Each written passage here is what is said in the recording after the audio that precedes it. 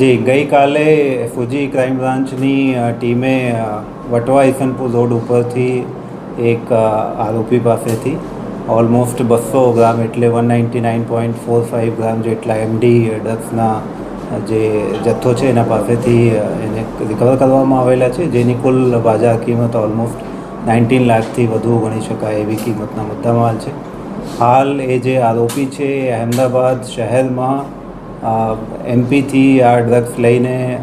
કોઈને ડિલિવર કરતા એ પહેલાં જ ટીમે એને પકડી લેવામાં આવેલા છે અને આગળની જે પૂછપરછ અને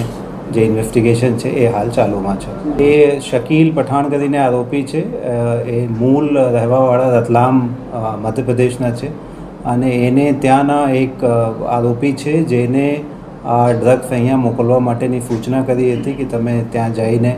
જે સદરનું જગ્યા ઉપરથી એની અટક કરવામાં આવેલી છે એ જગ્યા ઉપર એને મોકલવામાં આવેલા હતા કે ત્યાં જઈને એને ડિલિવર કરજો અને એના માટે એને કેટલાક પૈસા જે છે એ મેન આરોપી તરફથી મળતા હતા.